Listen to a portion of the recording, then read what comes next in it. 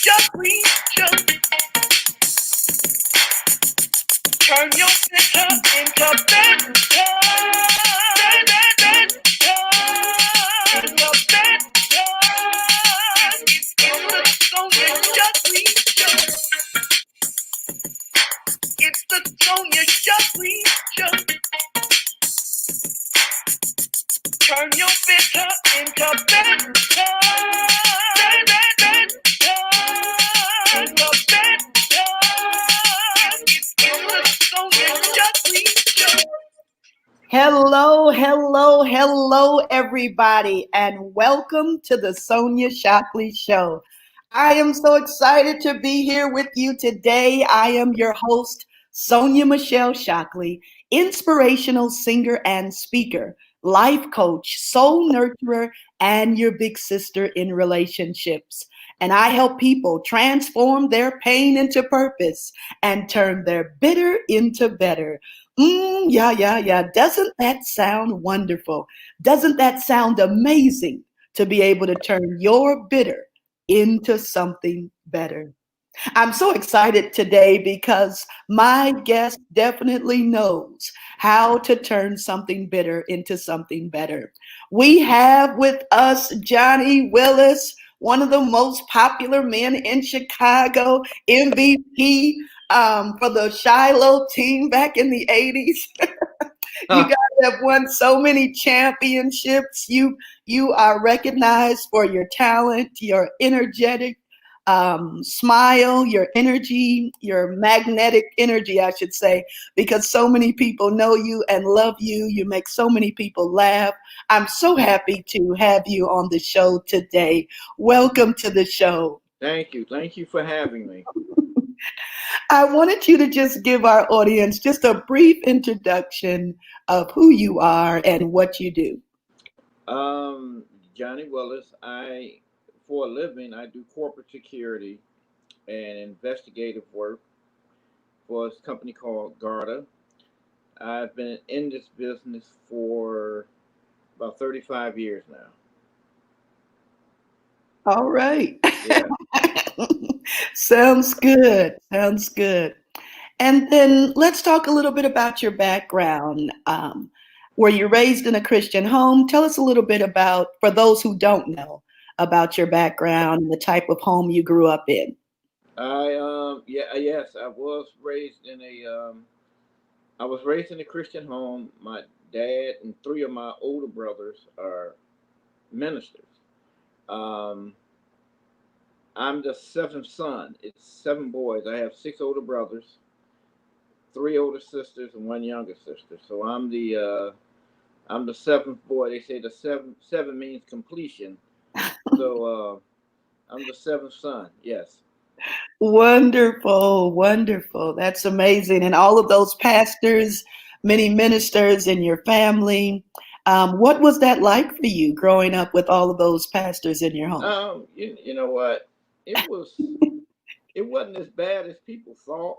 I guess the image they had of us was we sat around in suits and prayed all day. No, we, we led a normal life. I probably got in more trouble than most preachers' kids, but yeah, I like to think we turned out okay. My One of my sisters, she used to say, I got three heathen brothers and three preacher brothers, and Oh, no. she was probably right. So All right. Well, the reason that I have you on today is you shared with me your powerful and inspirational testimony of what recently happened to you. It hasn't been, what, maybe a year or so since yeah, it it happened? hasn't been about 7 months. Yes, and you told me about it, and I was so impressed and so moved that I extended the invitation for you to please come and share with our audience. Can you just take us to the beginning of how this all started, this journey of recovery? Just take us to the beginning and what exactly happened to you. Last October, I went on vacation. I went overseas. I came back, and I was feeling fine actually. Actually, 2 weeks prior, I had actually played in a 40 and over basketball tournament. November 16th, I started feeling ill. I started throwing up. It was a Sabbath, so I didn't think nothing of it. I said it's just a stomach ache. It Mm. got progressively worse. That Sunday, it got worse, and I called off of work that Monday. That's something I had done only 3 times prior in probably my 35 years of working. I had never really called off, and I was too sick to go to work, so I got up that Tuesday and went. Started noticing that I could barely walk. A 10-minute walk to work would take me 40, 45 minutes. I was getting off the metro and I was throwing up twice in the bathrooms before I could even leave the station. Mm. That Wednesday, I went to work. They sent me home. Prior to that, I started getting hiccups. So not only was I vomiting, I was hiccuping. And I hadn't slept since I want to say Sunday night. I was literally up because I was scared to lay down. Because every time I laid down, I would start hiccuping worse, and it would. And I said, okay, this is not how I want to die. So I would sit up, and I was living basically off of water, Sprite, and Gatorade. But Wow. that wasn't staying down. Every time it would come back up. So I went to work that Wednesday. They got me some tea. As soon as I drank it, it came back up. They sent me home. That was the last day I was at work until June the 26th. So you were So I still got trying to work, nervous, huh? even though you were still trying to go to work, I even was though still you trying to go were. to work. Oh my God! Talk I about was still dedicated. trying to go to work. And I think had they not made me go home, I'd have stayed there. Wow. And that Wednesday, I really started praying. I said, something's not right here. I had stomach ailments when I was growing up, but it was never to this degree. I started praying, and it started getting worse. So that Thursday, I really started. I really started praying. Nothing. And to be honest, to be transparent, I got mad at God because I started trying to make deals with him. I said, okay, you owe me. I said, when my dad died, I prayed. I didn't get nothing. My mom, my sister, my brother Phil, um, 2, 3 friends that died. I said, you didn't answer those prayers. And so that story is, if you're sick, don't have me pray for you. I don't know what's gonna happen. But I I said I'm not gonna ask you for nothing else. I said I'm not asking you for anything else. And it got worse. And that Friday I got up and I said I gotta go to the emergency room. The one I wanted to go to was closed. So I went to probably, I'm not gonna say the name, probably one of the worst hospitals in Chicago because that was closest to me. And they gave me a antibiotic. Mm-hmm. And then they told me I could go. When I got up to leave, I collapsed. I have never collapsed in my life. I hit the ground hard. They picked me up. They put me on the back on the bed. About 40 minutes later, they asked me if I was okay. I told them yeah, and they sent me home. I drove over to the hospital. I don't know how I got back home without hitting somebody or killing myself. Mm. So I get into my apartment. I go up, get in the elevator. I could feel myself collapsing again. The door opens. I go down again. Now, I'm going to backtrack just a second. Growing up, I was always told that I had 2 angels. Yes. You hear it? Yeah, okay. 2 angels. I walked off when I was 3 or 4 years old. My brothers, one of them was supposed to have been watching me, and I just happened to walk off. And my mom ran out looking for me, and they couldn't find me. She said they got there right on the sidewalk and started praying. They looked up, and these two guys, black guy and an Asian guy, were bringing me back home. My mom says she turns around to thank them. They're gone. So all my life I've heard you got two angels, and my mother used to say probably because you done wore one out, so the other one needs to tag in. So this Asian guy I had never seen that lived in my building. I'd never seen him before. Little guy, and I'm not a small dude. Picks me up off the floor, walks me around to my unit, puts my key in the door, opens it, and say, "Hey, you okay?" And I tell him, "Yeah." I don't know how he knew where I lived. I'm looking. He goes down the hallway, and he goes into this apartment down the hallway. I said, "Okay, I'll remember. So when I get myself together, I can go down there and thank him, send him a pizza or something." So I'm laying there, and I'm really getting nervous. I said, I've never collapsed in my life. That Sabbath went past. I tried to eat something, couldn't get anything down. So sometimes you got to put your pride to the side. I got up that morning. I called my sister. She lives in Park Forest, Illinois, which is about 20 miles away from me. I said, "Sharon, I need to go to the emergency room." She didn't say, "What's wrong with you?" She didn't say, "I'm busy." She says, "I'm on my way." Her and her husband, Pete, they came and picked me up, took me to the University of Chicago. Now, if anybody knows about emergency rooms in Chicago at night, on weekends, they're jam packed. These places are they're jam packed. I walk in the emergency room. I walk in on my own power. I started actually feeling a little better. I said, maybe it was a bug I had. It was 5 people in the emergency room in Chicago on a Sunday morning. I walk up to the desk, give them my insurance information and everything. They take my blood pressure. My blood pressure is 120 over 70, which they say is perfect. They take my temperature. My temperature was 98.0, which was good. I go to sit down. As soon as I sit down, comes a black doctor. He had the mask on his face before we had to wear him. And he says, "John Willis." And I was like, maybe he grabbed the wrong chart, but I'm going to get up and go with him. He said, "Come to the back." We go to the back, sitting on the bed. He doesn't check me out. He says, "We have to amputate your left leg." And I'm looking at him. I said, "Pardon me?" He said it again. And I'm sitting there with my legs crossed. I said, "No, you don't either." I said, "No, you don't." He didn't argue with me. I'm glad they didn't say what I was thinking to him. I just said, "No, no, you don't." So he taps my left foot and leaves out. A couple of minutes later, here comes 3 doctors in.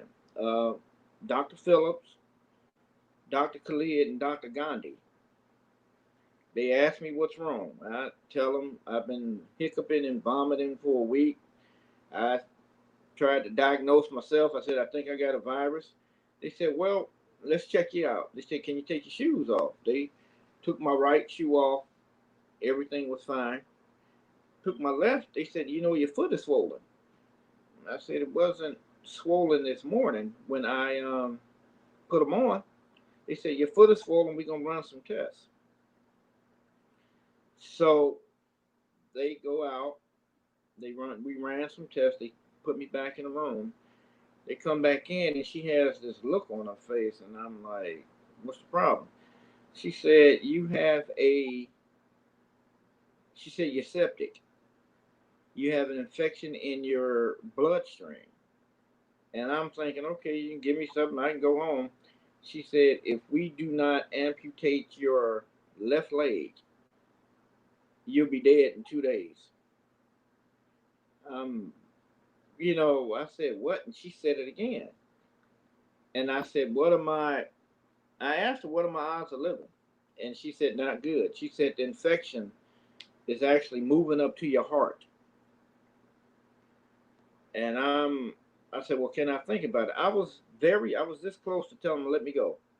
I said, because I said, I can't live like this. I said, I can't live without I said, take an arm or something.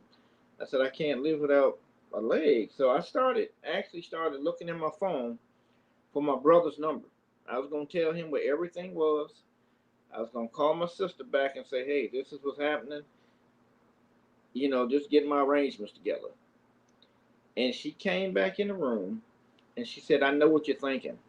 She said, it's not that bad. And I said, that's easy for you to say. You got both your legs. And she said, trust me. She said, it's not that bad. We can have you up and walking in a year.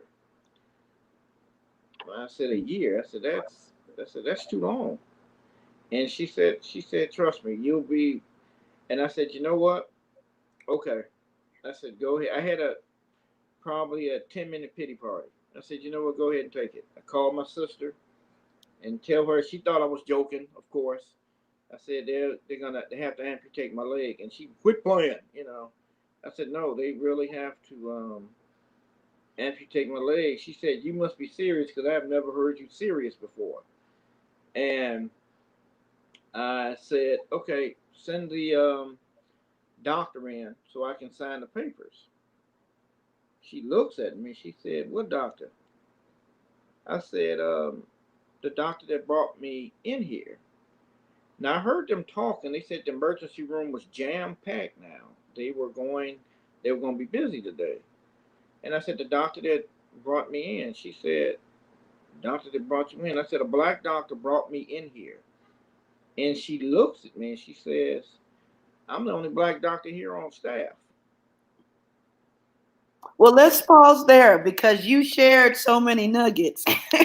Uh huh. And I wanted to just kind of go back and just recap some of the some of your emotions while going through this process, and I appreciate you being so transparent and sharing your story.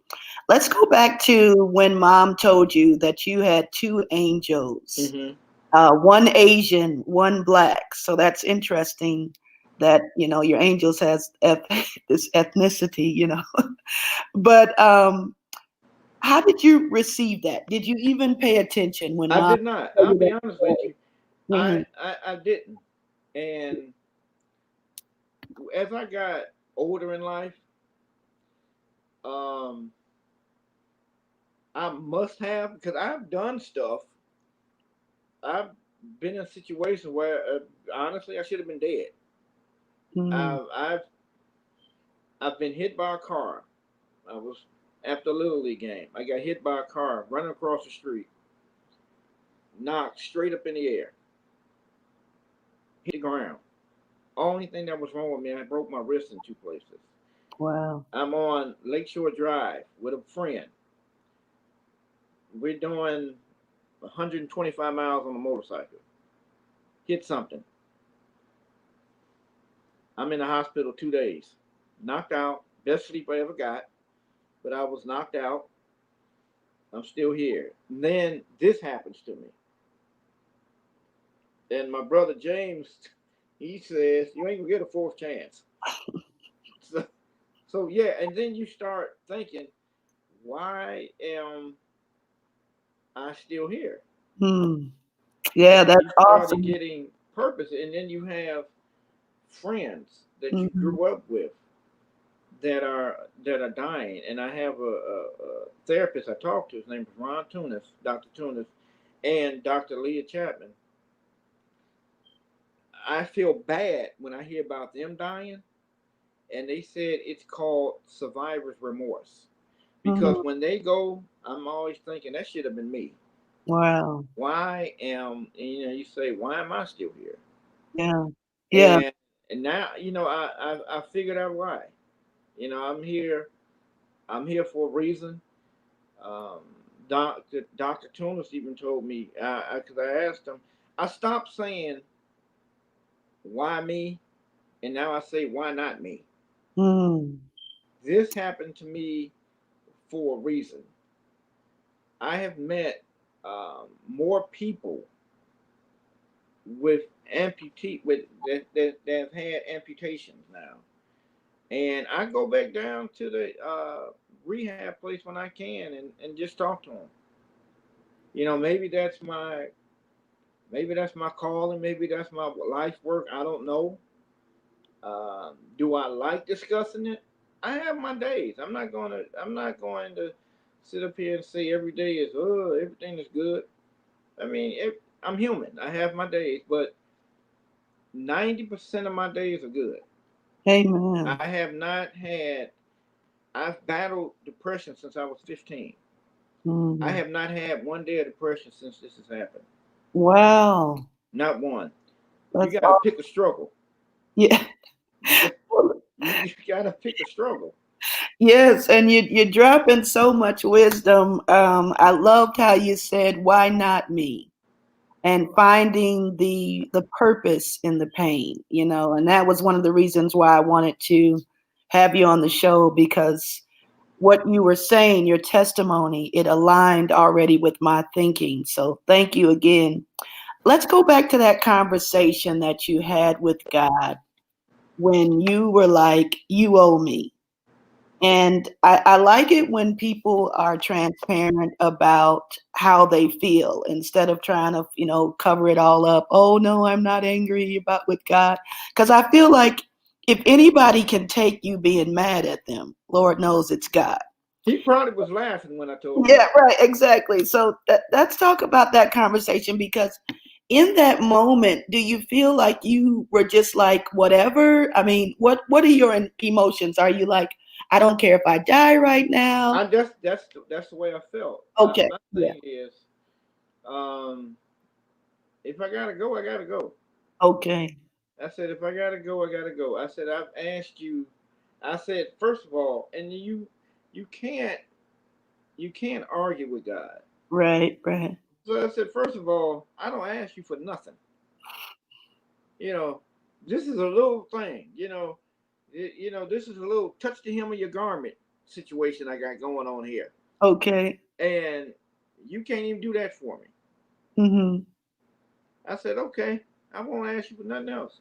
And I actually, when I told him that, I laid down on the bed and I said, I hope I choke out. wow. And I but didn't what care. I was, yeah, and Huh? what I was thinking, even though you were saying and this is what's so great about Romans 8 when it says that the Holy Spirit Mm-hmm. prays for us Mm-hmm. and translates what we're really trying to say. And what you were really trying to say, I think, in that moment is, I want to live. I want to live. Can you please help me? But sometimes we don't even know how to say what we really need to Well, say. see, the thing is with God, and I've learned growing up, people didn't think I was listening to sermons, but I actually Right, was. right. I wanted to live on my terms, not his. Okay, good. I wanted to live on my terms, not his. Looking back on it, God knew exactly what he was doing Mm-hmm. because had he healed me, I probably would have never went to the doctor. Mm. I told my friends, I got more friends now going to the doctor for little stuff. I said, you got insurance, go. I had insurance. I had the only checkups I would get was when they made me take a drug test at work. Mm. And that was the only time I said, okay, I'm fine. But you gotta it's not my terms, it's God's terms. So and I had to realize that. And it took this to happen to me to realize it. Mm-hmm. Excellent. So now you're in the elevator, Yes. about to collapse. You're like, Yes. Lord help me. I can't even make it. I didn't say Lord help me. I just went down. Okay. I just I just collapsed. Going down, going down. And now the elevator opens The and elevator opens the and when I Asian man is fall sitting there. and when I fell face forward and I could see my keys getting ready to go down the elevator shaft. And I said, I don't need these problems. I had my instincts took over and I just hit my keys and knocked them onto the carpet. I don't Okay. know where this man came from. Wow. I don't know where he came from. And he had no problem. I'm like, dude, you about to rob me? And he got me in my place. So he picks you up out of He the picked me elevator up. and takes you now to your apartment. Yes. You're wondering, how does he even know where I live? How does he know that? How is this man able to pick me up? Yes, little. I mean, the guy was little, and I'm like, you've got to be. And I'm not. You've seen me. I'm not a small dude. Mm-hmm. And I'm like, he did this with no effort. Right. Wow. Wow. Powerful. And so now you're at the hospital. I'm at the hospital. And there is a black doctor that comes to you to tell you that we are going to have to amputate your leg. Without even looking at me, yes. He hadn't even done an assessment. No test had been done at that point. But he comes and gives you this news. Yeah. I think I forgot the gentleman in the Bible that says, prepare you the way. I think that's what he was doing. Mm-hmm. John the Baptist. Yes. Mm-hmm. I should have remembered that because that's my name. But yeah, I think he didn't argue with me. After I told him, no, you don't either. And I started to say something else to him, but I said, watch your tongue, Johnny. And he just walked off. Thank goodness you said what? Thank goodness. It came up to about here and it went back down. I said, oh, okay. So now you said he actually touched your leg. Did he touched my foot. Oh, he touched the foot. He touched my foot. Mm-hmm. And thinking back on it, I'm thinking, you go back to Jacob Raston and the angel. Yeah, that's exactly where I'm going. The angel kind of hit him in the thigh. Yeah, yeah. And I actually think if my foot had not swollen up, they wouldn't have known what was wrong. And might have sent you back home like the other. Sent me back home. Yeah. Wow. Wow. Amazing. And so now they actually do an assessment. Yes. And they give you the news that he had already said to you. Mm-hmm. And you told them about this other doctor. Yeah, I said, and she told me I was septic. She said sometimes when you're septic, you don't think right. You're about to do the surgery, so I'm not going to argue with you. I'm okay, but I know what I saw. So the gentleman prepping me for surgery, he's Spanish. He's saying something. I said, dude, I need a favor. And he says, what? I said, can you go find that doctor that brought me in here? I'm still insisting. You're still trying to find this doctor. And I said, I need to apologize to him. And he looked. I said, can you go find that black doctor that brought me in here? Yeah. And he leans over and he says, Mr. John, do you believe in angels? Wow. And I said, yes. And he didn't say nothing else to me. He could have been an angel too. You just had the whole. I need an army of them, I tell you. You had everybody showing up for you, huh? Yeah. That is remarkable. The surgery happened at 9:43 that morning. Mm-hmm. I'm in the room it was before noon, I remember, because the Bears game was on. Okay. Doctor comes in, he's talking, he says, we think we got all the infection. He said, it usually takes a week to 10 days. He said, we're going to close your leg up in 10 days. And I'm thinking, okay. And he said, you'll be here for a month. In my mind, I'm saying I'm not going to be in no hospital for no month. I cannot do this for a month. So he said, we'll be in tomorrow to run some tests.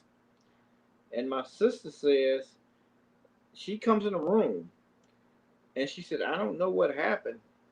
She said, people are calling me, asking me what happened to you. I said, don't say anything. I said, don't say anything yet. I said, I'll let you know when I want you to tell them. Doctor comes back in. He said, we're going to take you downstairs tomorrow and run some more tests to see how everything's going. And I said, okay. They came back in that Monday. And I'm trying to still get motivation to get out of there. You trying to, I said, I got to get out of here. I got to get out of here. I got to get out of here. And that's all I kept saying to myself. I think you had somebody, Angela Williams, on your show. I'm not sure. Not yet, but Not I yet. know Angie Angie. has a brother named Kevin. Okay. Mm-hmm. Kevin would scream at us in high school because he knew we could play, but we would goof off. Right, right. So Kevin would say, if I see you all goofing off, you all will never get on this court again. And Kevin would actually motivate us to do better. So all I'm hearing in my head is Kevin Williams' voice. You're not going to lay there. You're not going to lay there. So they take me down to run some tests. They bring me back up. Doctor comes back in the room Tuesday. He's shaking his head. I said, what's wrong? Did y'all cut the wrong leg off? Oh, Lord. And he said, no. He said, I don't know what's happening. He said, we said we were going to close your leg up in 10 days. He said, the test we did on you yesterday should have took 15 minutes. It took an hour. All the infection is gone. Mm. He said, so don't eat nothing after midnight on Tuesday. We're going to close your leg up Wednesday. This is exactly 72 hours after they amputated my leg. Wow. So I'm saying I'm still trying to get motivation. I'm still trying to get motivation to get out of here. It was just like when I was playing. I'd start off a game slow. I wanted you to say something to me so I could get motivated to tear you up. That's how I was. So I'm trying to, get motivated. So my pastor, Dr. Lee, comes in that Wednesday morning. Mm-hmm. God bless him. Right. And we talking, and I'm telling him what happened. Mm-hmm. And he's getting tears in his eyes. And we started talking about Shiloh. And I said, what's going on in Shiloh? He said, well, this is happening. This is happening. He said, oh, yeah, we got communion December 28th. Bingo, light goes off in my head. Right. They come in the room to take me down to close my leg up.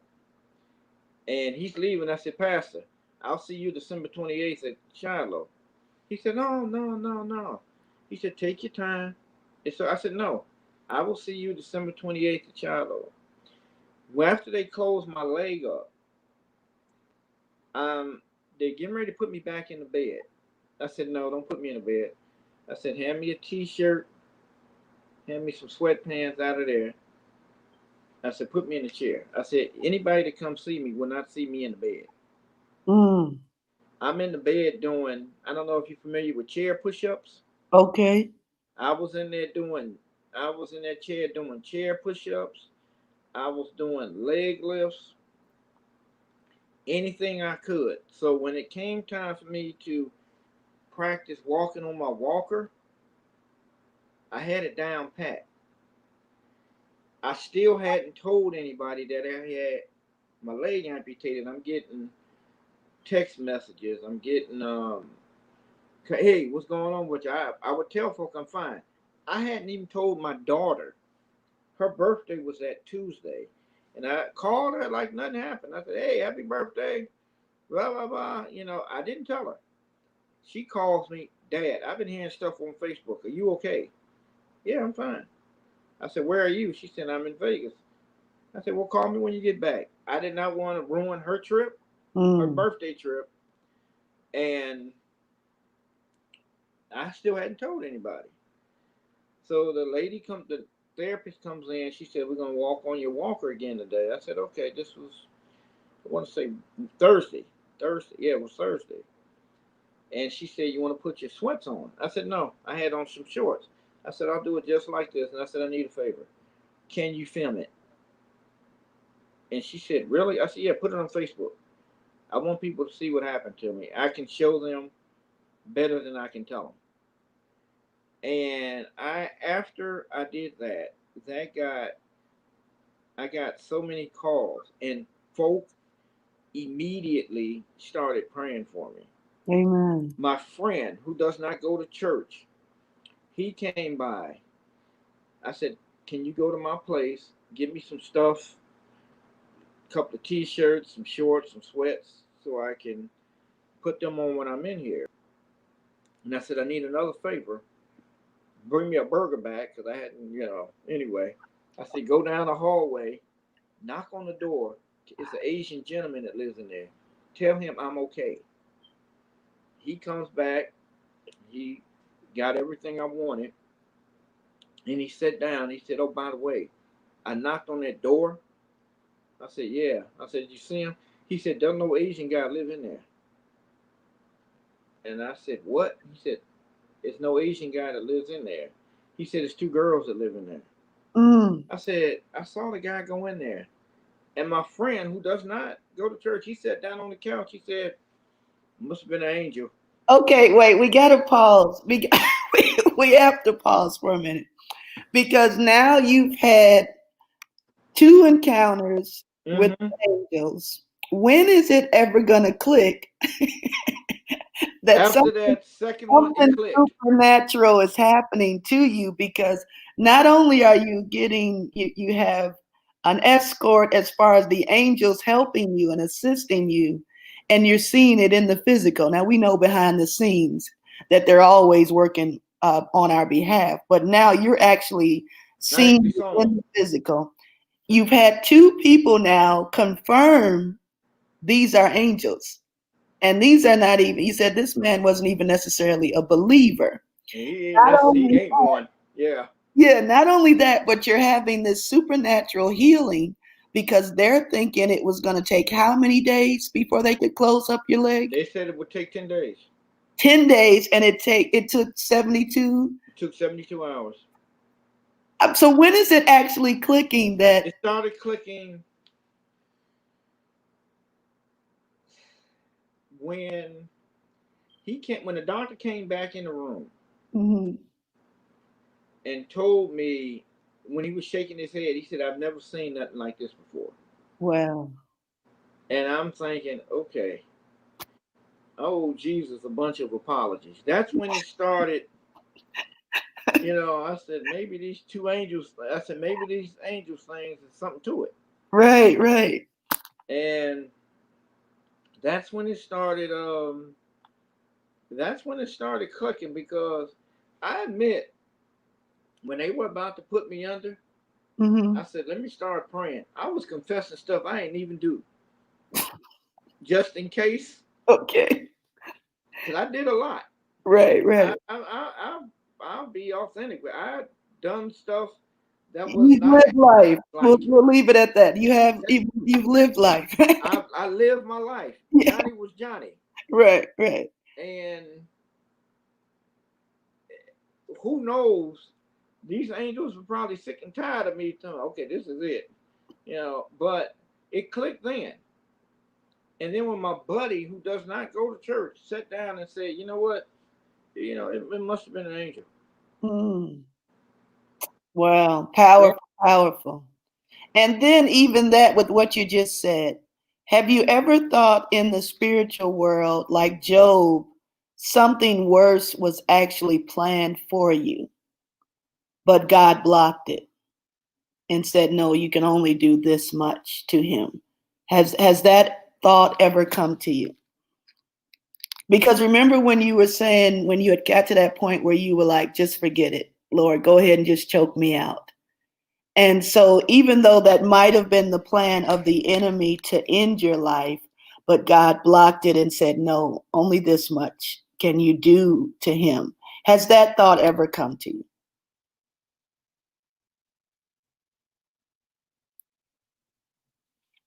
Are you frozen? Did I lose him? Oh man, I think he's frozen. All right, hopefully you'll come back on with us, Johnny. If you can hear me, please join back in. Thank all of you who have joined us so far as we have been listening in on this incredible, amazing testimony. As Johnny has told us about his supernatural experience, he says from a young child, as a young boy, he got lost, and his mother said that they were looking for him, and it was two men who brought him back home, an Asian man and a black man, that helped him to find his way home. And now he's come to a point in his life where he actually has an encounter with these two angels, and they have helped him through the healing process when he was diagnosed by the doctors saying that he had to have his leg amputated because he was septic. So I'm going to give him a minute. I hope that he can come back in because we were really getting to an exciting part in that story. If you have any questions that you want to ask Johnny, I ask that you just go ahead and type those in the chat now. For those of you who might be struggling with any type of illness, so many of us are looking for hope during this time. And it's just good to know that God is still in the miracle business. I see Johnny is trying to call me on the phone. Hold on for just a moment. Can you come back in? It's shut off. Can you hear me? Yeah, I can hear you, but are you able to come back on to the broadcast? I'm trying to get it back up now. It's not letting you come in. Try one more time. If not, then we might have to just conclude our session today and do a part 2. All right. And so many of you are going through different battles right now. It might be in your health. It might be in your finances, in your relationships. We are all dealing with some sort of struggle. But it's good to know that we serve an amazing God who is concerned about us. He wants us to prosper and to be in good health. Okay, Johnny, are you able to come back on? I'm working on it right now. Okay. It's that's all what it is. All right, we'll give you 2 more minutes. Otherwise, we'll go ahead and conclude the show. Okay, so we'll give him a few more minutes and see if he's able to join back in. I see some of the comments on Facebook. I see you. Oh, look at who's watching right now. Susan, thank you, saying, but God, for sure. Definitely nothing but God when you're able to have this type of testimony. Praise God from Kayla. Yes, praise God. And that's what we always have to do. We have to just take time to praise God, knowing that it is Him. All righty. Praise God. I don't know what happened. It's Satan. That's what it is. It's okay. You know, this was such a powerful testimony. And even though it had a little hiccup as far as interruptions, I'm telling you, I'm just so grateful. Thank you so much for your generosity and just sharing this. So let's go back. We were talking about when it finally clicked. We talked about that. We talked about the doctor who even had to say, this is miraculous. What's going on here is definitely extraordinary. You talked about Pastor Lee coming to visit and praying with you. And we know definitely the prayers of the saints, not only those saints that are living, but even your mom, all of the prayers she's probably right, yeah, in the past, are still being answered. Let's talk about prayer and how prayer really got you through. Even your prayers, your prayers were so authentic and raw. Like, God, I mean, come on, you owe me. I'm glad you brought that up. The thing about my prayers, yeah, I was praying, but I wasn't praying. Okay, let's talk about it. Yeah, the thing about it, I was scared to pray now. I done told Jesus off. So, basically I told him off. So yeah. He ain't going to answer nothing now. So I'm sitting in my Sabbath. That Sabbath I was still in the hospital. I'm watching church. Mm-hmm. And I'm not a dude that chokes up easy. Okay. But I'm sitting there watching church. And Pastor Lee is preaching. Pastor Lee is preaching, and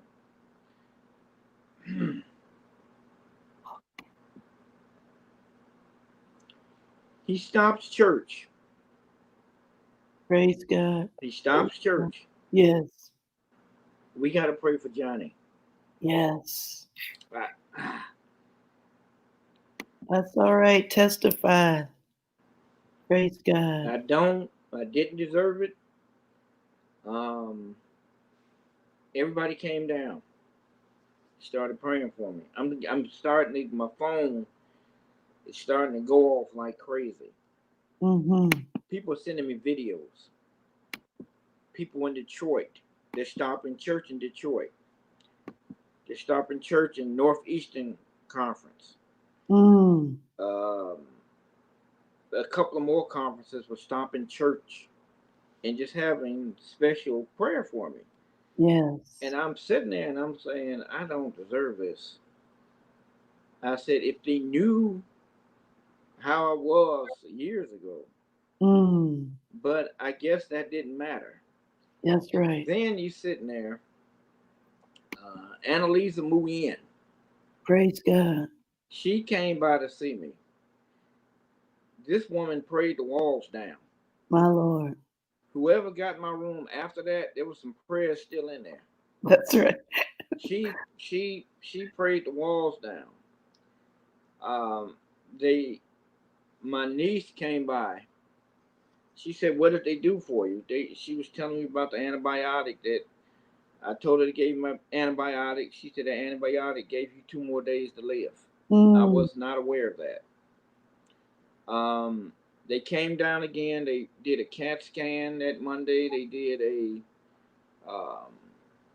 ultrasound. They did everything. Doctor comes back in the room that Tuesday. He had a black intern with him and 2 more. I kept my eye on this one. So I said, this one, you real. Okay, I kept watching her. I was listening to the doctor, but I said, you ain't going nowhere. And he started shaking his head and he said, I don't know what's happening here. Mm-hmm. And I said, what's wrong now? He said, last Sunday we gave you 2 days, 9 days ago, we gave you 2 days to live.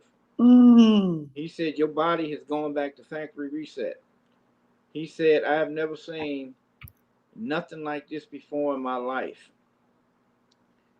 And he said, I don't know what's happening. And I raised my hand. I said, I know what's going on. I Yeah. said, when you got 50,000 people praying for you, something is going to get through. And I told him, this is what I told him. I said, they put my name on the sick and shut in list at church, which is fine.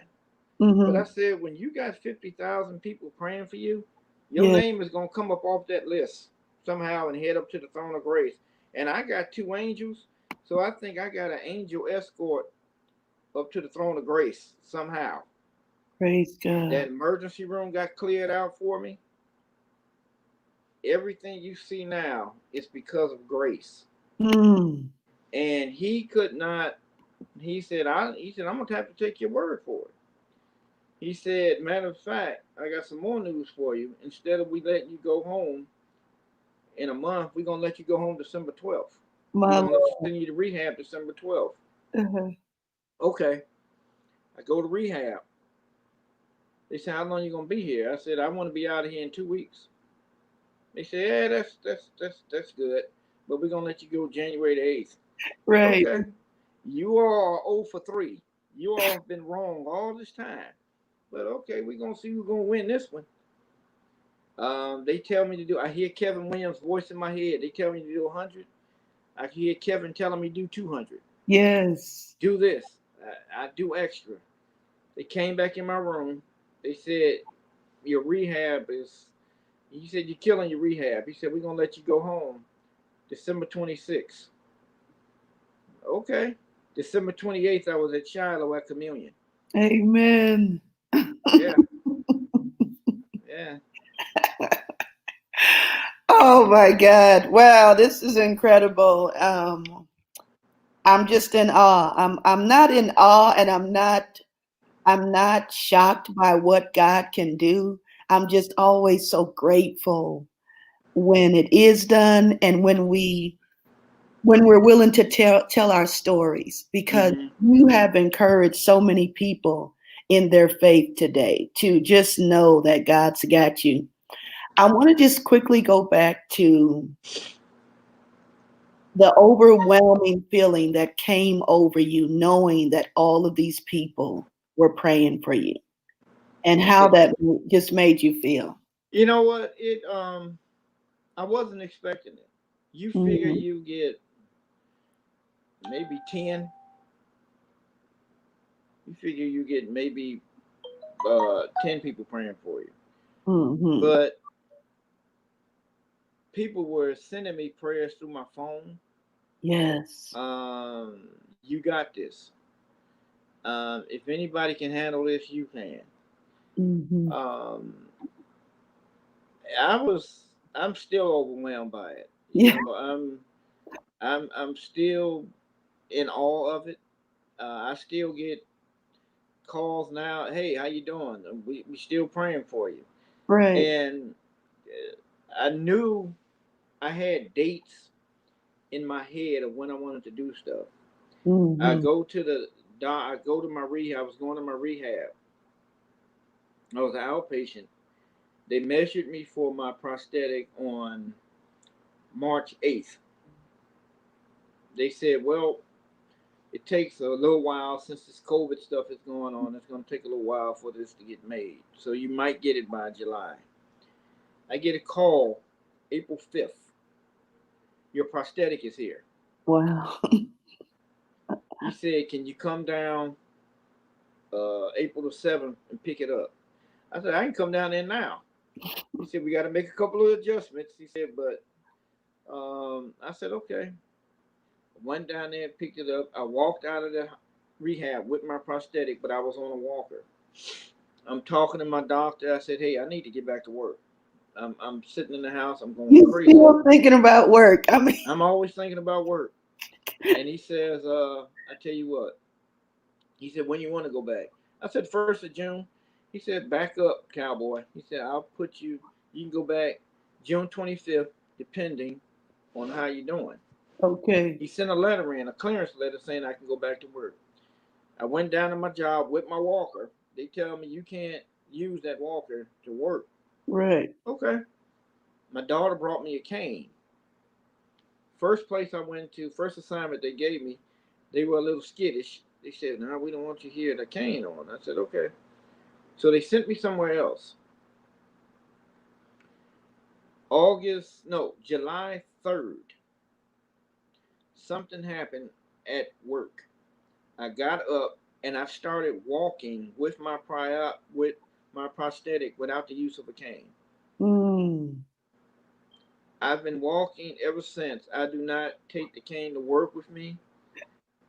This past Wednesday, Mm-hmm. I went boxing. I've been golfing. I'm I like to say I'm 90% back.